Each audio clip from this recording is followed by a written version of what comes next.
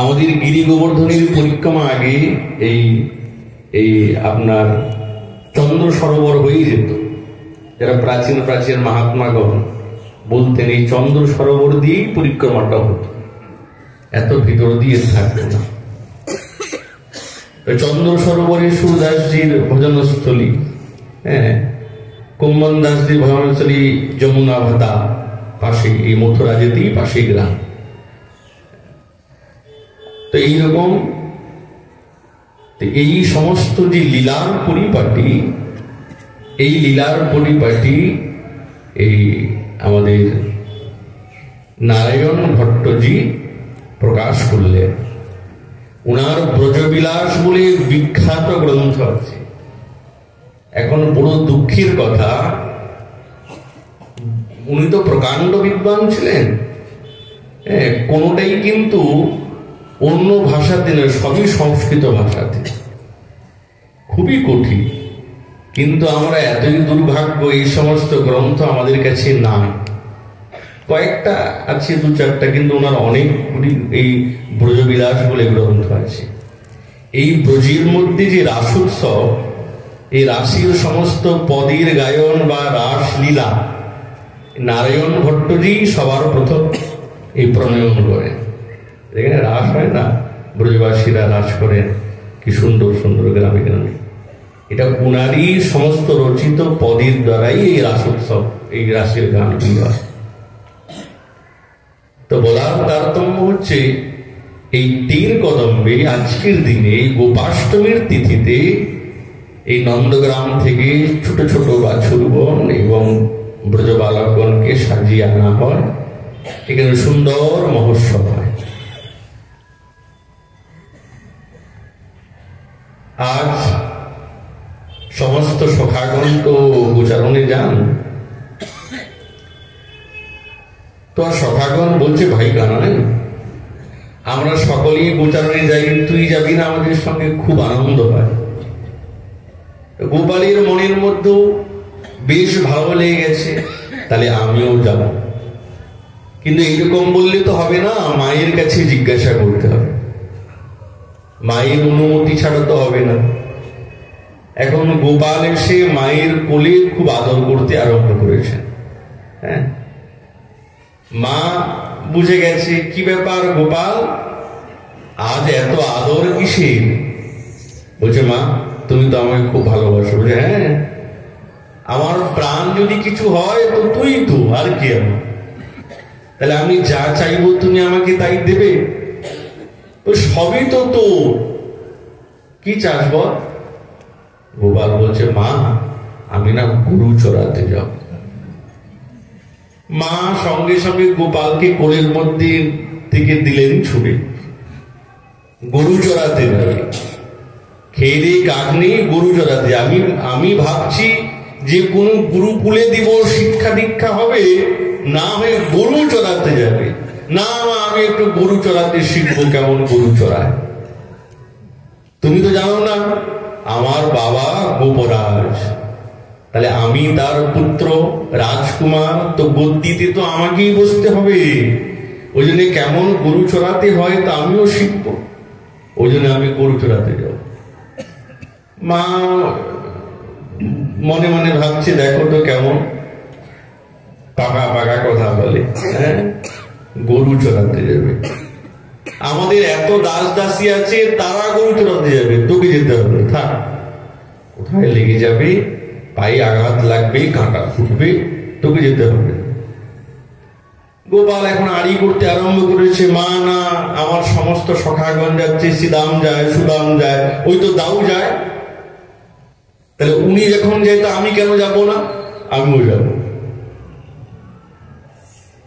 এখন মা যখন দেখছেন গোপাল এত আড়ি করতে আরম্ভ করেছে, না ছোড়ো বাঁধা, কি করা যায়? বলছে, আচ্ছা থাম থাম থাম, যাবি তো ভালো কথা, কিন্তু একটা শর্ত আছে। কি শর্ত? বলছে, তুই যদি গোদহন করতে পারিস তাহলে তোকে গরু চড়াতে পাঠাবো। গোপাল বলছে, এইটুকু কথা? এই তো। সঙ্গে সঙ্গে কলসিটা নিয়েছে, দৌড়ে গেলেন, আর গোমাতার বাট ধরে ধরে টানতে আরম্ভ করেছেন, কিন্তু কিছুতেই দুধ সরিত হয় না। ড্যাঙ্গুলিং করেন আকর্ষতি বিকর্ষতি, কিন্তু কিছুতেই আর এক ফোঁটা দুধ পড়ছে না। সারা শরীরটা ঘেমে নেই অস্থির।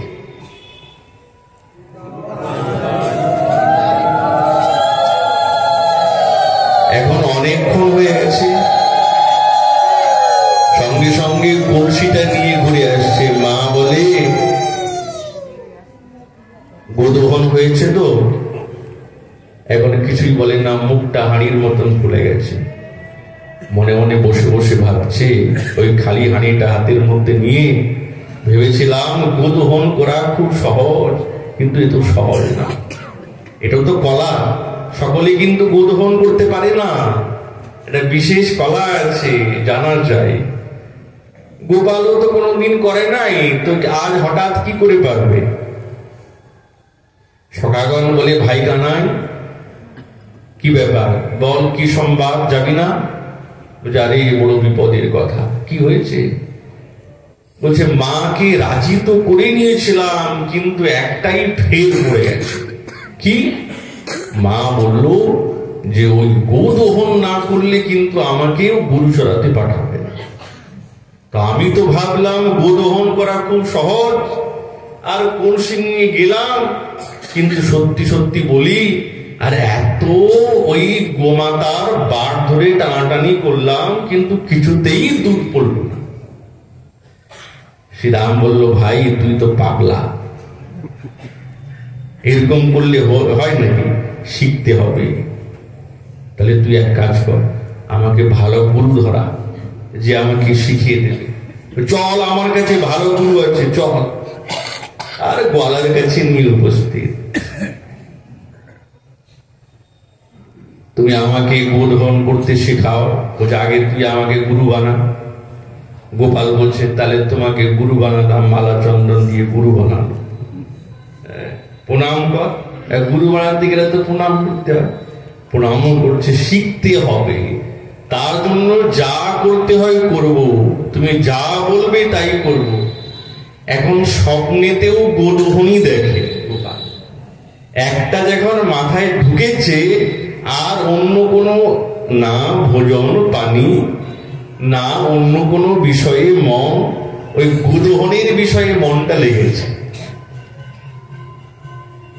এখন গোয়ালা তো বেশ আনন্দের সঙ্গে বার ধরে ঝরঝর করে দুগ্ধ সরিত হয়, আর গোপাল যেমনি ধরে এতে এক ফোঁটা দুধ পড়ে না। হায় হায়, আমি কি দোষ করলাম? বলছে, একদিনে কি আর শেখা যাবে? 2 বেলা করে আসতে হবে, একবার সকালবেলা আর একবার সন্ধ্যাবেলা। এখন গোপালের অধ্যয়ন আরম্ভ হয়ে গেল, একবার সকালবেলা আসে, একবার বিকাল বেলা যায়।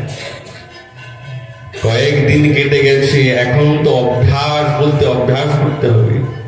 এখন যেখানেই গোমাতা দেখে, সেখানেই বার ধরে টানতে আরম্ভ করে। গোমাতা গুলো ভয় পেয়ে গেছে, গোপালকে দেখলেই দূরে সরে যায়। এ তো বড় বিপদ। কিন্তু কিছুতেই দহন করা যাচ্ছে না, মনটা তো খুব খারাপ। সুবল, শ্রীরাম, বসুদাম সকলে বলে, ভাই কানাই কিছু হলো? বলছে, হবে আর কি, শিখছি, দেখি কবে শিখি। এখন গোমাতাগণ মনে মনে ভাবছে, না না, আর গোপালকে বেশি কষ্ট দিয়ে লাভ নাই। তারাও আনন্দ করছে। তারা কি চায়, যার বংশী সুরেতে বাৎসল্য ভাবমতী এই গোমাতা গণের দুগ্ধ শতই খরিত হয়, তো সেখানে কৃষ্ণের শ্রীহস্ত স্পর্শিত হবে না, কিন্তু এটি ছল ছল। আর হঠাৎ এমনি মধ্যাহ্নকালী আর গোমাতা আর গোপাল বার ধরে টানতে আরম্ভ করেছে, আর জর্জর করে দুগ্ধ সরিত হতে আরম্ভ হলো। কি আনন্দ! এখন কোনো পাত্র তো নেই, দুধ রাখবে কোথায়? তো নিজেই হাঁ করে আর ওই দুগ্ধামৃত নিজেই পান করছে, গায়ে পড়ছে, মাথায় পড়ছে, যেন মনে হচ্ছে দুগ্ধামৃতের দ্বারায় সম্পূর্ণ অভিষিক্ত হয়ে গেল। আরে মধুমঙ্গল, ও বসুদাম সীতাম, এদিকে কি হয়েছে? এই দেখ, আর গো দহন করে ফেলেছি, আর ধরে টানছেন, ঝরঝর করে দুধ পড়ছে। বাহ, চল মায়ের কাছে চল, সাক্ষী রাখতে হবে তো। মা তো বিশ্বাস করে না গোপালকে, ওই জন্য সাক্ষী রেখেছে মধুমঙ্গল সীতামকে। মা, ও মা। হ্যাঁ বাছা বল। মা, আজ না আমি গো দহন করেছি, খুব আনন্দ হচ্ছে। বাহ, খুব ভালো কথা, আমার পুত্র গোদহন করতে শিখেছে, অনেক বড় ব্যাপার। ব্যাস নিজের কাজেতে ব্যস্ত, আর গোপাল তো পিছনে পিছনে ঘুরে, মা আজকে না গোদহন করেছি। বাহ, খুব ভালো হয়েছে তো, খুব আনন্দের কথা। গোপাল মনে মনে ভাবছে সবই হচ্ছে, কিন্তু মা তো গোচারণের কথা বলছে না। হ্যাঁ, এ কি?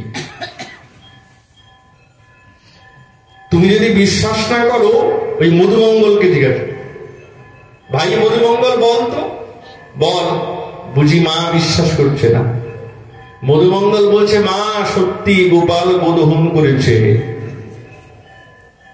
মাও বলছে, বাহ, খুব আনন্দের কথা, এত আনন্দের কথা কি আর হতে পারে? মা, সব তো তুমি বলছো, তুমি শর্ত লাগিয়েছিলে না যে গোদহন করলে তুমি আমাকে গোচারণে পাঠাবে? মা বলে, দেখ গোচারণে কত কাঁটা আছে, কত কাঁকড় আছে, পায়ে লেগে যাবে, এখনই গোমাতা সিংহের দ্বারা আঘাত করবে, কোথায় লেগে যাবে। না না, তোকে যেতে হবে না, তোকে যেতে হবে না। এই তো আমাদের এত দাস দাসী আছে, তারা যাবে, তোকে যেতে হবে। গোপালের কি রাগ, হাতে ছিল কলসি, দিল মেরে একবারে ধপাস করে ফেটে গেল। কি রাগ! এই ঘরে আর থাকবো না আমি, এই ঘরে আর থাকবো না, খাবো না। মা এখন মনে মনে ভাবছে গোপালের রাগ, এখন হাসবেন না কাঁদবেন, কি করবে? কোথায় যাবি? ওই যে যমুনার ওই পারে চলে যাব, এখানে এই থাকবো, এই ঘরে আর থাকবো না।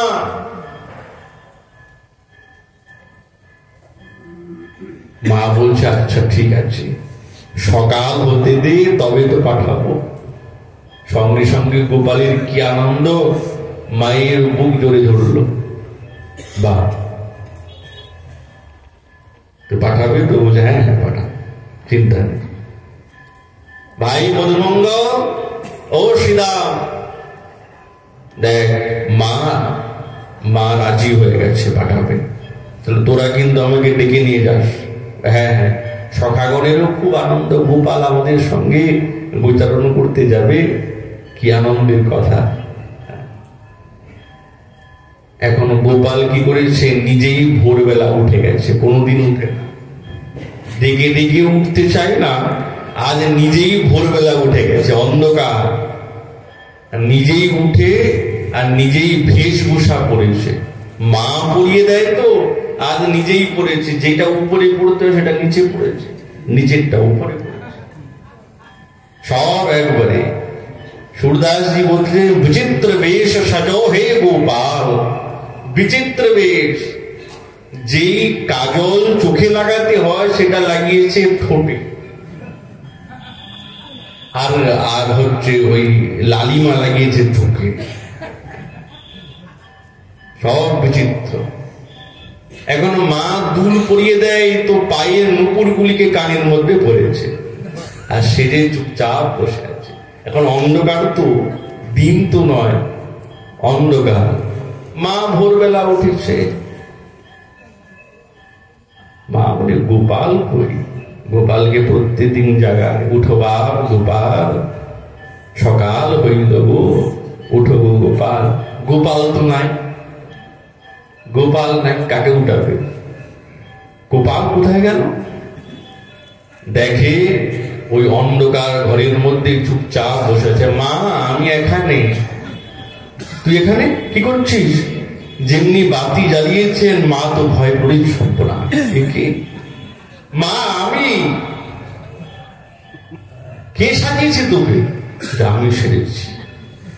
এই যে আমার সখা আসবে, আমি যাব গুলজরাতে, হায় হায় বা বিচিত্র ছেলেটা। আরে এখনো সময় বাকি আছে, সূর্য উদয় হতে দে, এখনো তো অরুণোদয়ই হয় না। না, দেরি হয়ে যাবে, সবসময় মনে ওইটাই চলছে, তো দেরি হয়ে যাবে। আচ্ছা আমি সাজিয়ে দেব, দাঁড়া। সুন্দর স্নান টান তো কিছুই করেন না, এসে ফেলেছে আগে। আরে বাবা, আগে স্নান করতে হয়, তারপরে শৃঙ্গার করতে হয়।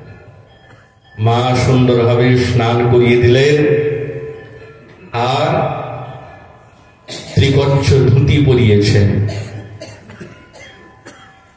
আর কোমরে সুন্দর একটা পীতাম্বর কোষে বেঁধেছেন, শ্রীঅঙ্গে আরেকটি বস্ত্র দিয়েছেন, হাতে একটা লাঠি, মাথায় সুন্দর পাগড়ি বেঁধেছেন, তার মধ্যে ময়ূর পাখা উড্ডীয়মান। এই ময়ূর পাখা উঠছে,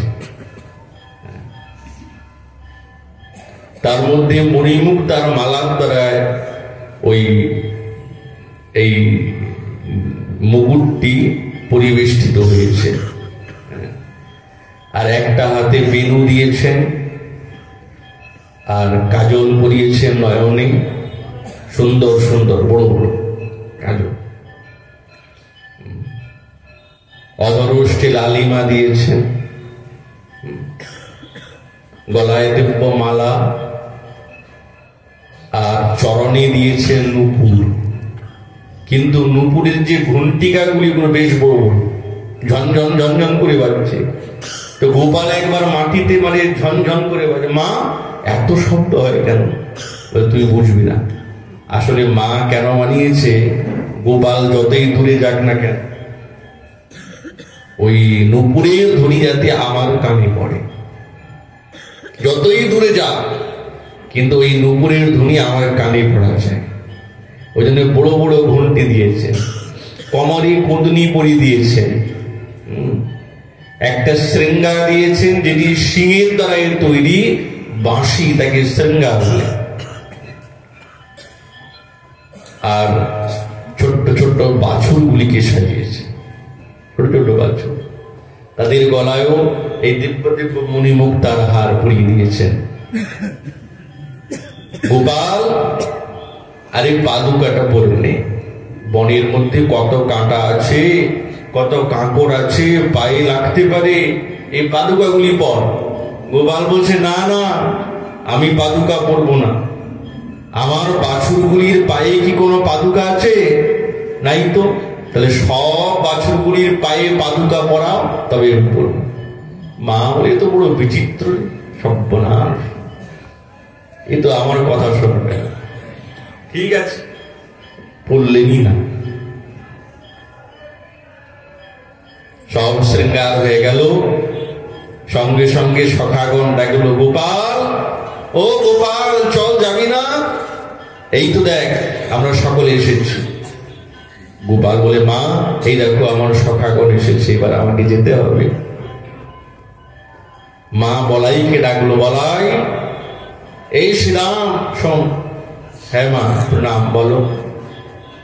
বেশি গভীর বনে যাবি না, বেশি গভীর বনে না, এই অল্প একটু দূরে একটু ঘুরে আবার চলে আসবি। গোপালকে লক্ষ্য রাখিস। বলাই, তুই তো বড়, তুই গোপালকে লক্ষ্য রাখবি। হ্যাঁ মা, কোনো চিন্তা নাই, আমরা গোপালকে লক্ষ্য রাখবো। সামনে ছোট্ট ছোট্ট সব বাছুর, তারপরে একজন পীতাম্বরধারী, একজন নীলাম্বরধারী, ময়ূর পাকা সমস্ত সখাগণেরই আছে, মধুমঙ্গল ছাড়া সকলেই। আর যখন মন্দ মন্দ গতিতে গোচারণের দিকে যাচ্ছেন, ব্রজবাসীগণ এই রূপামৃত দর্শন করে মুগ্ধ হয়ে গেছে। বা যেন মনে হচ্ছে একই সঙ্গে এই আকাশে দুইটি পূর্ণ চন্দ্রের উদয় হয়েছে। এই বনের মধ্যে গিয়ে কত লীলা, গোচারণে গিয়ে কত লীলা, যে লীলার মধ্যে সাক্ষাৎ ব্রহ্মা ইত্যাদি দেবতাগণ কত স্তুতি করলেন। যখন ওই বনভোজনের ছলেতে সকলে নিয়ে গেছেন, তো বনভোজনের ছলেতে যখন অঘাসুরকে বধ করলেন, তখন সখাগণ বলছে, ভাই কানাই খুব ক্ষুধা পেয়েছে, চল ভোজন করবো, বনভোজন। এই যমুনা পুলিনে গোপাল মধ্যিখানে বসেছেন, চারিপাশে সমস্ত সখাগণ। শৃঙ্গারটা কেমন? বিভ্রদ বেণু জঠর পটয়ো শৃঙ্গ বেত্রে চ কক্ষে বামে পাণো মসৃণ কবলম তৎফলাঙ্গুলীষু তিষ্ঠন মধ্যে স্বপরিসুহৃদো হাস্যং নর্মভীষ্मै স্বর্গে লোকে মিশতি বুভুজে যজ্ঞ ভোগ বালকেলি। নিজের পীতাম্বরকে কোমরে বেঁধেছেন আর শৃঙ্গা মিত্রকে কোমরে রেখেছেন। ওনার চরণে তো পাদুকা না, গোপাল তো কিছু আনেন নাই, সখাগণ সকলে এনেছেন। যেন মনে হচ্ছে এই বৃন্দাবনের পুলিনে সুন্দর বিকশিত পদ্ম ফুল হয়েছে, যার মধ্যে কর্ণিকা সাক্ষাৎ গোপাল আর সমস্ত সখাগণ সব পাপড়ি। তো শ্রীরাম বলছে, ভাই কানাই, এই দেখ ওই দধি মিশ্রিত অন্ন, মসৃণা কাবালাম বলতে দধি মিশ্রিত অন্ন, সব গোল গোল করে পাকিয়েছে দলা দলা লাড্ডুর মতো। আর্ধেকটা নিজে খেয়েছে। ভাই গোপাল, এই দেখ কি স্বাদ, নেই। গোপাল নিয়েছে। মধুমঙ্গল লাড্ডুটা আর্ধেক খেয়েছে, এঠো বাম হাতে, দুই হাত তো ভরে গেছে। তো কোন সখা বলছে, বসুদাম বলছে, এই দেখ আমের আচারটা কি সুন্দর, নিজে আর্ধেকটা কামড়িয়েছে আর গোপালকে দিয়েছে। গোপাল কি করবেন, ওই আচারগুলি আঙুলের ফাঁকে ফাঁকে নিয়েছে। আমের আচার, তেঁতুলির আচার, এইসব আচারগুলি হাতের ফাঁকে ফাঁকে, দুই হাত তো ভরা।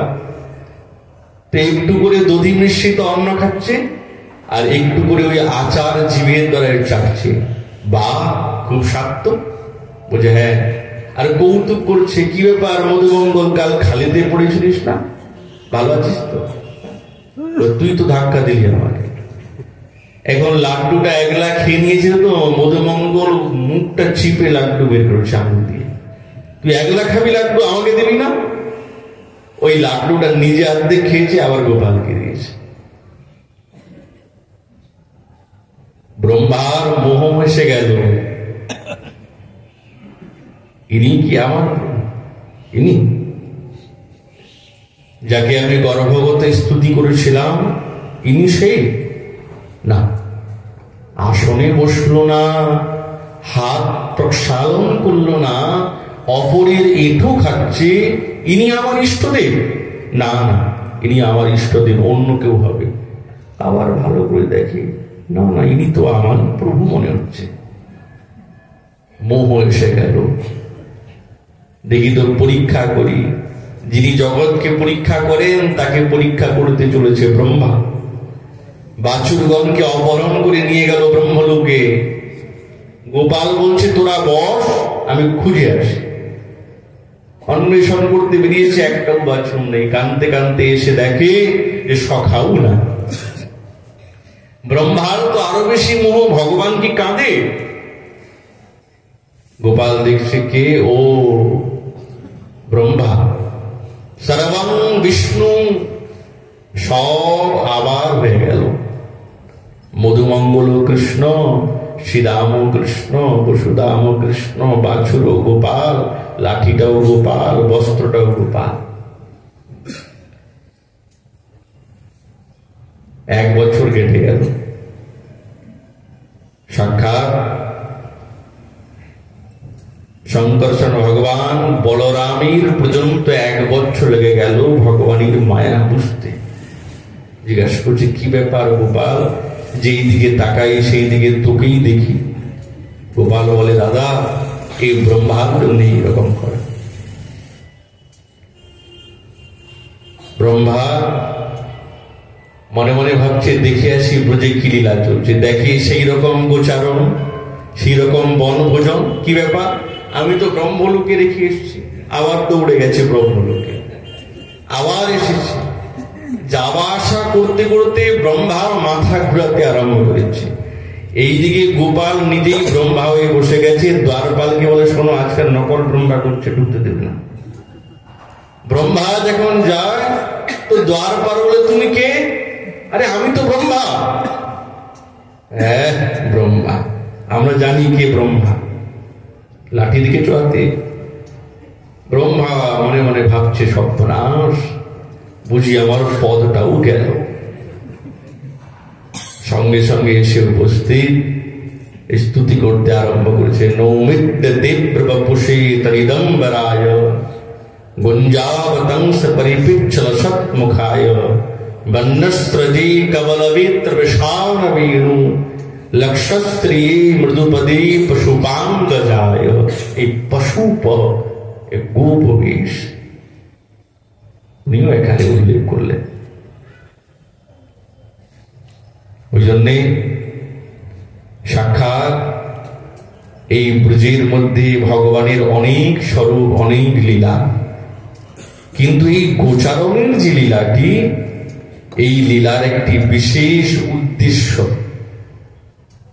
সাক্ষাৎ বৃন্দাবনেশ্বরীর সঙ্গে সাক্ষাৎকার করাই তার মূল উদ্দেশ্য। কিন্তু কখন?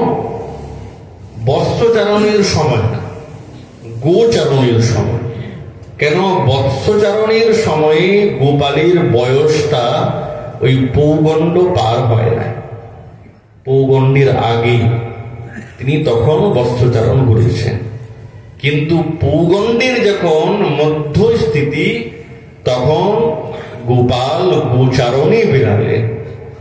আর তখনই ওই বৃন্দাবনেশ্বরীর সঙ্গে এই সাক্ষাৎকার করার ভাব হৃদয়ের মধ্যে তখনই জেগেছে। তবেই তো ওই স্বরূপটা দেখে, ওই গোপবেশ, ওই গোপালের স্বরূপ দেখে, কেন গোপাল বললেই হবে না, গোপাল বলতে শিশু বোঝায়। কিন্তু যদি ওই ব্রজগোপীগণ গোপাল বলে সম্বোধন করেন তাহলে কি শিশু? তাহলে তো শিশু না। কোন গোপাল? বলে কিশোর গোপাল। তখনই তো তারা বলছেন বরহা পীড়ন নটবর বপু কর্ণयो কর্ণিকারম বিভ্রতবাস কনক কপিশম বৈজয়ন্তীম চ মালাম রন্ধ্রান বেণুরধর সুধয়া পূরয়ন গোপ বৃন্दै বৃন্দারণ্যম স্বপদরমণম প্রাবিশদ গীত গীত। গোপীগণের উক্তি। তখন গোপাল গোচারণে উপস্থিত হয়েছেন এবং এই আজকের দিনে আমাদের বড় সৌভাগ্যের দিন যে সারা বছরে 2 দিনই কিন্তু সাক্ষাৎ বৃন্দাবনেশ্বরী শ্রীচরণ দর্শন করার সৌভাগ্য আমরা পাই। এই 2 দিন। আর একটি হচ্ছে ওই সুবল মিলনের সময়, আর আজ রাখাল বেশ। এই 2 দিনে চরণ দর্শন হয়। আর এই চরণ দর্শন করতে গেলে বৃন্দাবনেশ্বরীর শৃঙ্গার সম্পূর্ণ পরিবর্তন। এই সাজ সাজতে গেলে ললাটে সিন্দুর থাকবে না, হ্যাঁ, শ্রীহস্তে চুড়ি থাকবে না, এইগুলি থাকবে না। ওই জন্যে পদকর্তাগণ বলছেন বৃন্দাবনেশ্বরী রাখাল যখন সাজছেন, ললিতারে মুছাইয়া দেই সিন্দুরের কপাল। হ্যাঁ, তো সেই শৃঙ্গার সম্পূর্ণ আলাদা। ওই জন্য এই সারা বছরে 2 দিনই কেবলমাত্র বৃন্দাবনেশ্বরী শ্রীচরণ দর্শন হয়। আচ্ছা, কেউ যদি কখনো কখনো হয় না, এটা কিন্তু ঠিক না। কখনো কখনো হয় যে চরণ দর্শন করিয়ে দেওয়া হয়, এরকম করাতে নেই, ওটা করাতে নেই, ওটা সেবা অপরাধের মধ্যে কখনো কখনো পড়ে যায়। হ্যাঁ, এই দুই তিথিতেই চরণ দর্শনের সৌভাগ্য এই সাধকরা পায়। তবেই তো লালসা জাগবে। লালসা জাগবে কি করে? এই চরণ প্রাপ্ত করার জন্য তো শ্রীপাদ রঘুনাথ দাস গোস্বামী চরণ, শ্রীপাদ রূপ গোস্বামী চরণ এবং প্রবোধানন্দ সরস্বতী চরণ কত আকাঙ্ক্ষা করছে। তাহলে ওইটা কি অত সহজ? অত সহজ তো নয়। ওই জন্যে এই বস্তু সহজ এবং সরল বানানো যেতে পারে না। এটা নিজের ইচ্ছাতে কিছু হয় না। আচার্যগণের ক্রমানুসারে পদ্ধতি অনুসারেতেই এইরকম সেবা চলে, আর সেই সেবার অনুরূপে ঠাকুরানীর শ্রীচরণ দর্শন করতে হয়। আজ আমাদের দ্বাদশ গোপালীর মধ্যে অন্যতম সেই বসুদাম সখার স্বরূপ সাক্ষাৎ এই গৌর অবতারী তিনি হচ্ছেন শ্রীপাদ ধনঞ্জয় পণ্ডিত ঠাকুর গোস্বামী। আজ তিরোভাব তিথি। ওনার শ্রীপাদ হচ্ছেন শীতলগ্রাম। এই শীতলগ্রাম হচ্ছেন বর্ধমান জেলার অন্তর্গত। প্রাচীনে এই শীতল গ্রামের নাম ছিল সিদ্ধল গ্রাম। এই গ্রামে দেবী ছিলেন সিদ্ধেশ্বরী। এই দেবী চৈত্র শুক্লা চতুর্দশীতে মন্দিরে আসতেন, এই পূর্ণিমা পর্যন্ত থাকতেন এবং দ্বিপ্রহর ব্যাপী এখানে মহোৎসব হতো। আবার এখানে একটি বৃহৎকায় দীঘিকা আছে, তার মধ্যে দেবীকে রাখা হয়। তো কয়েকবার এই দেবী মূর্তি চুরি হয়ে যায়, আবার নতুন করে প্রতিষ্ঠিত করা হয় এই দেবী। তো সেই থেকে সেই শব্দটা অপভ্রংশ হয়ে নাম হল শীতল গ্রাম।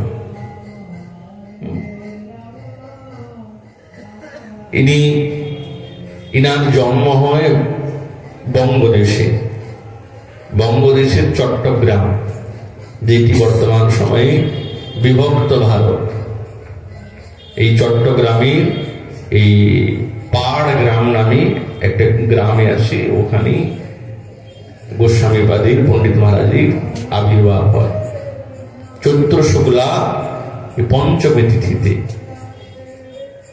পিতৃদেবীর নাম শ্রীপতি বন্দ্যোপাধ্যায় আর মায়ের নাম কালিন্দী দেবী, আর ইনার অর্ধাঙ্গিনী হরিপ্রিয়া দেবী।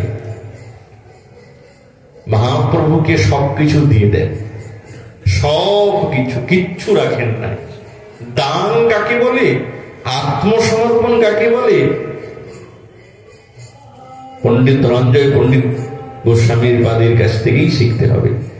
সবকিছু দিলেন। বিলাসী বৈরাগী বন্দ পণ্ডিত ধনঞ্জয় সর্বস্ব প্রভুরে দিয়া ভাণ্ড হাতি লয়। একটা ভাঁড় নিয়েছেন, সব মহাপ্রভুকে দিয়েছেন, কিছু আমার না। আর এই শীতল গ্রামেতে উনি গৌরাঙ্গ এবং রাধা গোপীনাথ বিগ্রহকে তিনি প্রতিষ্ঠিত করেন। ওনার শিষ্য হলেন গোকুল, ওনার পুত্র হলেন জীবন কৃষ্ণ, তমাল কৃষ্ণ এবং ভুবন মোহন। এই সেবার ভাগ ওখান থেকে বিভক্ত হয়, 3 মাস 3 মাস করে সেবার ভাগ হয়ে যায়। ধনঞ্জয় পণ্ডিতের ভাই ছিলেন সঞ্জয় পণ্ডিত। ইনারও বিখ্যাত বিশাল গাথা। ইনার শ্রীপাঠ হচ্ছেন জালন্দি, ওই বীরভূমের অন্তর্গত। বোলপুর থেকে বেচাঁতরা, যাকে বঙ্গছত্র বলা হয়, ওইখানে নেমে 5 কিলোমিটার দূরে যেতে হবে গ্রামে, জলন্দি গ্রাম। ওটা হচ্ছে আমাদের সঞ্জয় পণ্ডিতের শ্রীপাঠ,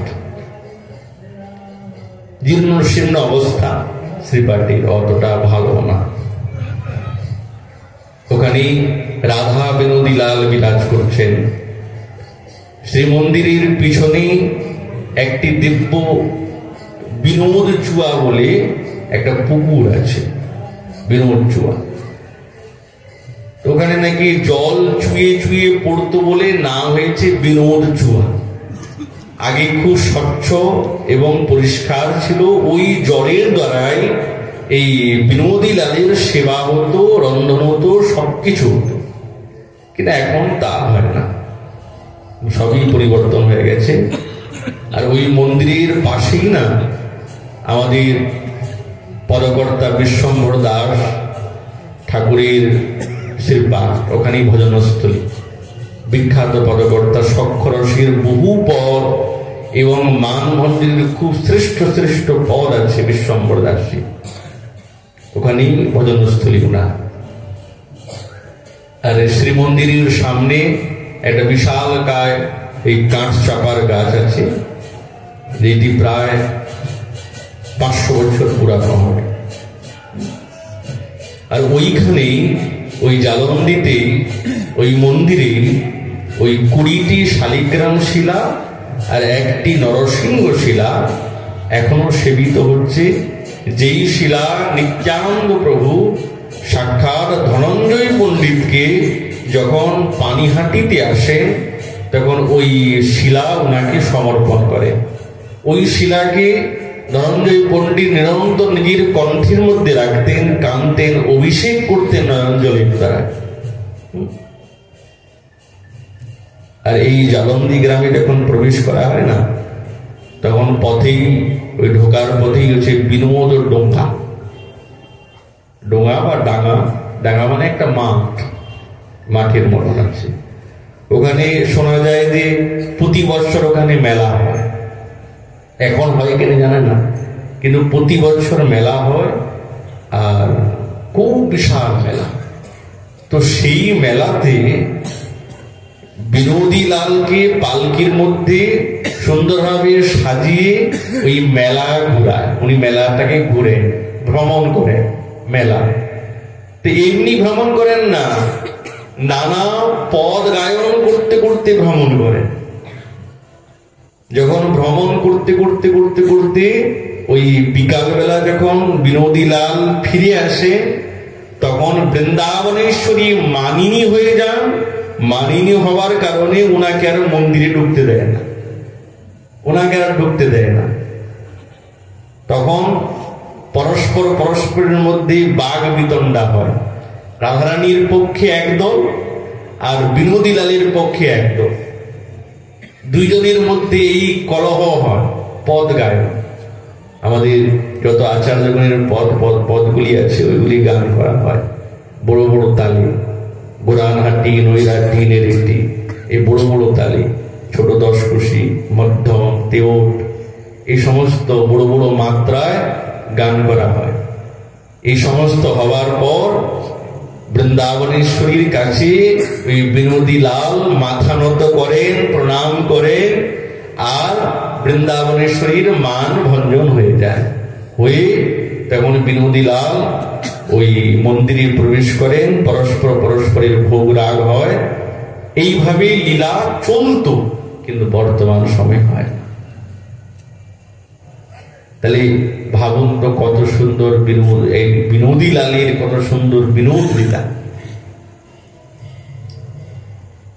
আর মহারাজ এই ধনঞ্জয় পণ্ডিতের পুত্র হচ্ছেন জয়চৈতন্য ঠাকুর। জয়চৈতন্য ঠাকুরের 4 জন পুত্র হয়, জয়রাম ঠাকুর, পরশুরাম ঠাকুর, গঙ্গারাম ঠাকুর আর কানুরাম ঠাকুর। এই কানুরাম ঠাকুরের যে পদ, বড় রসাত্মক পদ কানুরাম ঠাকুরের পদ। ইনি হচ্ছেন শ্রেষ্ঠ পদকর্তা। যে পদ কল্পদ্রুম বা পদসাগর, এই সমস্ত গ্রন্থেতে এনাদের পদ খুব শ্রেষ্ঠ রূপেতে উল্লেখিত আছে। একবার যখন নিত্যানন্দাত্মজ প্রভু বীরচন্দ্র প্রভু তিনি যখন ওই জ্ঞানদাসীর শ্রীপাদ কাঁতরাতে আসেন, তো সেখানেই যদু চৈতন্যের সঙ্গে সাক্ষাৎকার হয়। তো তিনি যখন প্রণাম করে আশীর্বাদ চান, তো মঞ্জুষান্তর্গত তিনি নাম ব্রহ্ম শিলা লিপিতে বদ্ধ করে সমর্পণ করেন আর বলেন, ধরবাপ নাম ব্রহ্ম করহ প্রচার, কুলিহত জনগণে করহ উদ্ধার, ধনঞ্জয় সুত ঠাকুর শ্রীযদু চৈতন্য, নাম প্রেম দানে দিনী সর্ব অগ্রগণ্য। আর এমন ভাবে নাম প্রচার করলেন, দেখুন বর্তমান সময়ে ভজন করা এবং হরিনাম করা কোনো কষ্টকর না। এখন চিৎকার করলে কোনো অসুবিধে নেই। আমরা যতই বলি যে খুব কষ্টে আছি, কেউ কষ্টে নেই। আমরা এখন খুব সুবিধা, কোনো বাধা নাই, কোনো বিপত্তি নেই। কিন্তু মহাপ্রভু যখন এসেছিলেন, যখন আচার্য যখন এসেছিলেন, তখন এই রাধা গোবিন্দের সেবা করাটা খুব কঠিন, উচ্চেশ্বরে হরিনাম করা খুব কঠিন। এখন তো কিছুই কঠিন না। তখন তিলক করা অত সহজ ছিল না। তখন গোবিন্দের নিকটে রাধারানীকে দাঁড় করানো অত সহজ ছিল না। অনেক সিদ্ধান্ত, অনেক কাঠ খড়ি পুড়িয়ে, অনেক কষ্ট করে আচার্যগণ স্থাপন করেছেন। তো যখন যদু চৈতন্য ঠাকুর নামের প্রচার করেছেন, যখন ধনঞ্জয় পণ্ডিত নামের প্রচার করেছেন, তখন খুব কষ্ট। অত সহজে নাম বলে কেউ জানতই না হরিনাম কি। তখন তারা প্রচার করে সকলের হৃদয়ের মধ্যে প্রেম জাগিয়েছেন। সেই নাম ব্রহ্ম বর্তমানে চতুর্থ অধস্তন শ্রী স্বরূপচাঁদ ঠাকুর এই নাম ব্রহ্মকে পুরুলিয়ায় বেগুন কোদর স্থান আছে, ওইখানে নিয়ে আসেন। পরে শ্রী প্রফুল্ল কমল ঠাকুরের ভবনে সেবিত হচ্ছিল। কিন্তু এখন বর্তমান সময় যদি কেউ দর্শন করতে চান, তাহলে মদনপুর কল্যাণী রোডে এই আলাইপুরে স্থায়ীভাবে এই নাম ব্রহ্ম এখনো সেবিত হচ্ছে।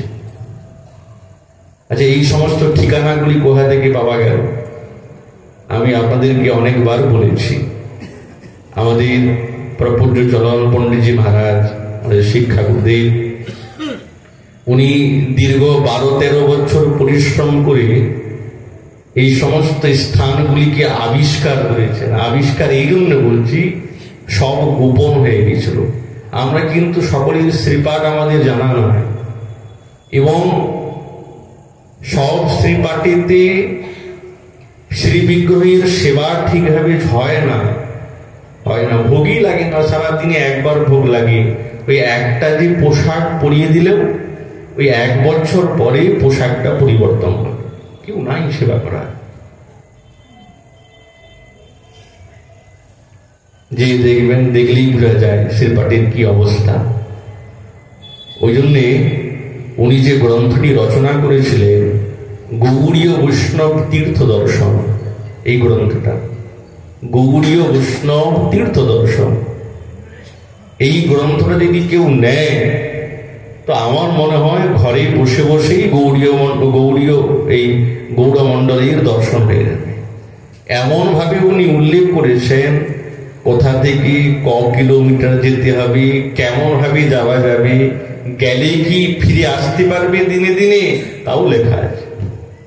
আর প্রত্যেকটি স্থানের মহিমা উনি উল্লেখ করেছেন। গৌড়ীয় বৈষ্ণব তীর্থ দর্শন, ওই জন্যে এই গ্রন্থটা আমাদের অবশ্যই প্রয়োজন। অনেক দিকে অনেক কিছু আমরা খরচ করি, কিন্তু এই রকমের গ্রন্থ আমাদের দরকার। তবেই তো আমাদের আচার্যগণের শ্রীপাঠগুলি আমাদের চিন্তন হবে। এটি তো গৌড়মণ্ডলের স্মরণ করতে হবে, স্মরণ না করলে তো বৃন্দাবনে আসবো কি করে? স্মরণ করতে হবে। ওই জন্যে ওই গ্রন্থ আমাদের অবশ্যই প্রয়োজন। আর আজ আমাদের মহাপ্রভুর দ্বিতীয় আবেশ অবতার শ্রীনিবাস আচার্য প্রভুর তিরোভাব তিথি। কিন্তু সময়ের অভাব, তো আগামীকাল আমরা এই বিষয়ে আলোচনা করব। এই বলে আমরা সেই ধনঞ্জয় পণ্ডিতের শ্রীচরণে এবং সঞ্জয় পণ্ডিতের শ্রীচরণে বারংবার প্রণাম এবং বারংবার এইটি আকাঙ্ক্ষা যে আমাদের হৃদয়েও সেই প্রেম ভক্তির সঞ্চার হোক, তবেই আমাদের জীবনটা ধন্য হবে। এই বলে এই ভাগবতী কথা এখানে বিশ্রাম। মহাপ্রভুর কৃপা হলে আগামীকাল আবার এই বিষয়ে আলোচনা হবে। হৃদয়